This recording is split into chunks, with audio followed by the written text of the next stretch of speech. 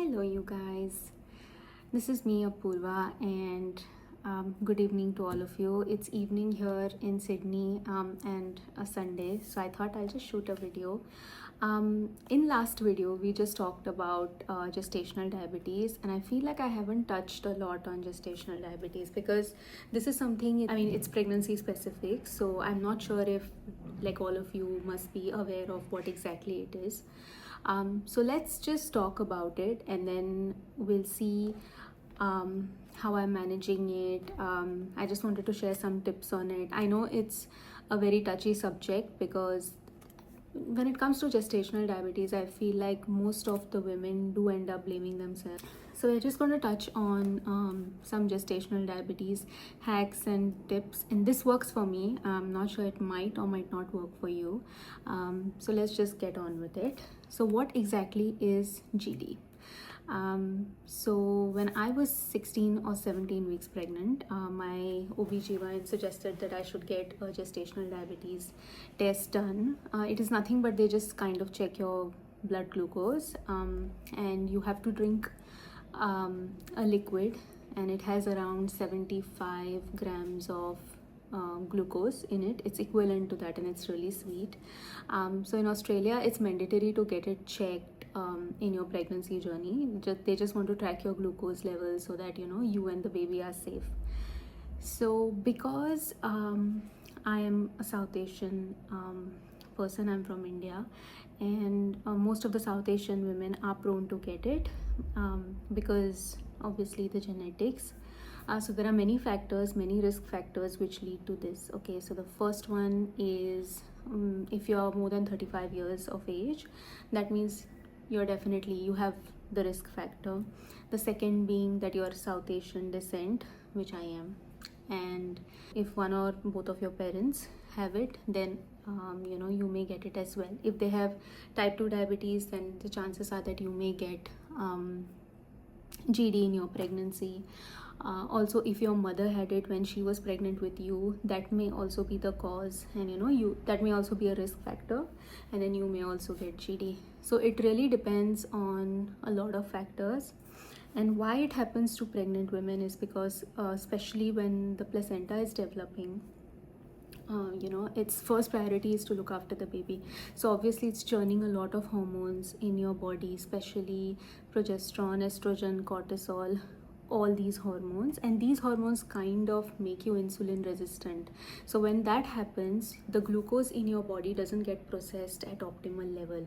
So it means that if it stays in your body for a longer time, and that means it is available for your baby to consume it. So if the baby has a lot of sugar to consume, that means that the babies can grow big, and that kind of can be difficult for your delivery.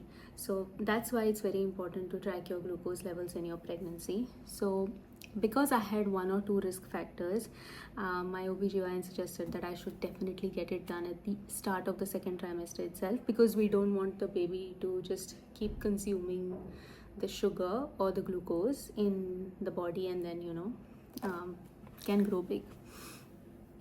So initially when my OBGYN suggested it, I was completely against it. I thought, okay, maybe I will not get it, because I was really confident that I'm not the person who will ever get GD.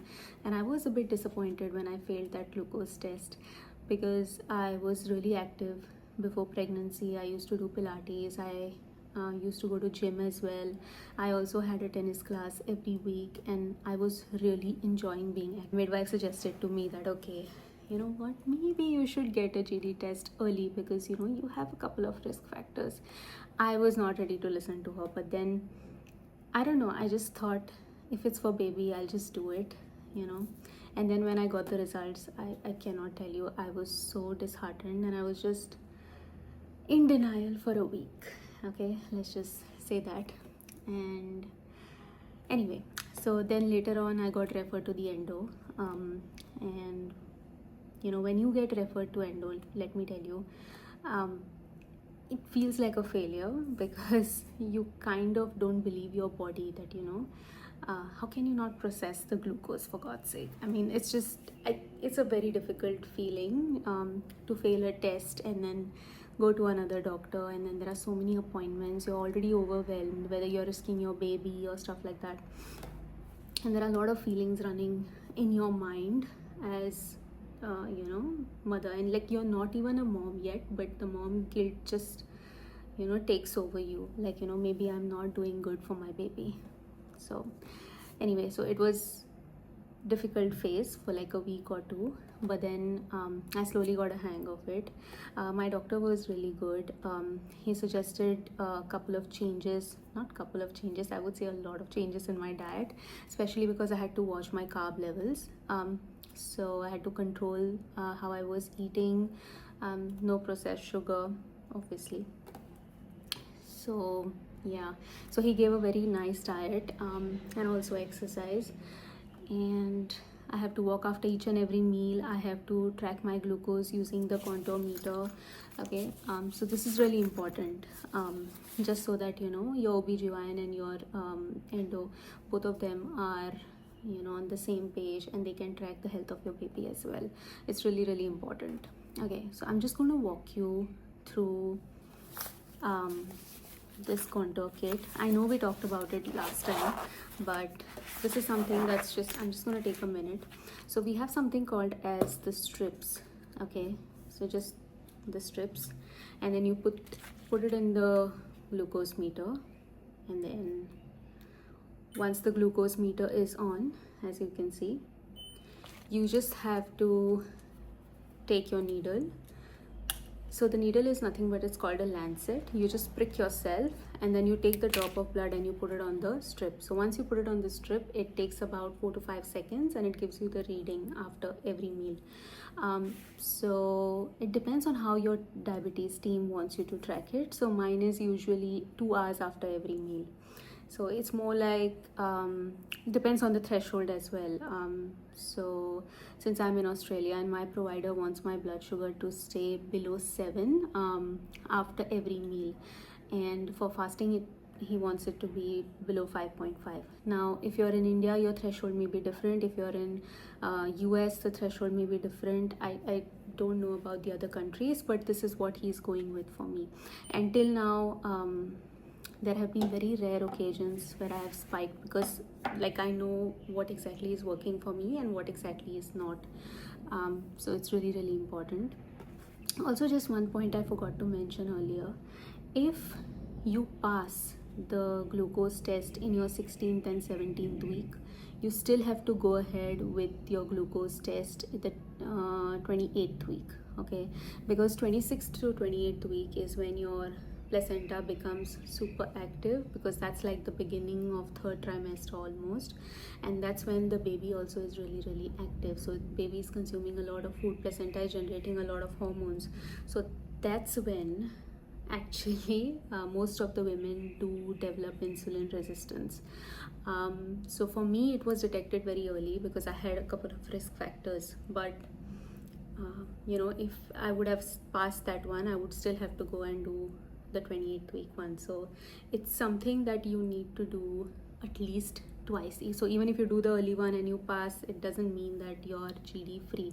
It's a progressive condition, it can come anytime. So make sure to track your glucose levels. I mean, of course, it's a standard practice now everywhere to track the mother's glucose level. So it's going to be difficult for you to skip this test, and you should not. It's just that I was really overconfident and I thought, I'm gonna pass it, but no, I did not pass it. I failed miserably. I mean, I don't even know my values, but I know that I was, on the other side of the border. Like I was so far from the border that I could not even see the border. But anyway, the point is, I'm in my 28th week now, and till now the glucose has been controlled by the diet and exercise that I'm doing. So hoping that it will stay the same and I don't have to go on insulin, because I have seen many women going on insulin as well, because it's a progressive condition, right? And again, being on insulin is not a failure, because it's something that your body demands, and it's best to have it, and yeah, just take it. if your doctor tells you that it's important. There are a couple of options as well. There is metamorphin as well, but I think most of the doctors will definitely suggest insulin, because metamorphin, I think, travels to the baby via placenta, whereas insulin doesn't. I'm not really sure, because I have not reached that phase yet. I'm hoping I won't in this pregnancy, because I really want to control it on diet itself. Okay, anyway, so these were like my 2 cents on GD. So I have been with this GD for around 2 months now, and it's been difficult, honestly, guys. It's not easy. um, I'm not a person who has sweet tooth, okay, but it's just that, like, when you can't have it, you need it, you want it, you feel like having it more. Pre-pregnancy, I was like, I would never crave sweets, but now I see something in the supermarket and I'm like, you know what, I should get this, but I can't because I have GD. So if you have GD, or if you're detected with GD in your pregnancy journey, please, don't blame yourselves. It is placenta that's acting up. It's not you. It's not a failure on your part at all. It's something that's just out of your control, and it doesn't matter if you're active before pregnancy, you're active during pregnancy. It doesn't matter. That doesn't really stop it from creeping up. So I would say, just be positive. Just be very transparent with your diabetic team about your readings, about your communications, and I know you will do good.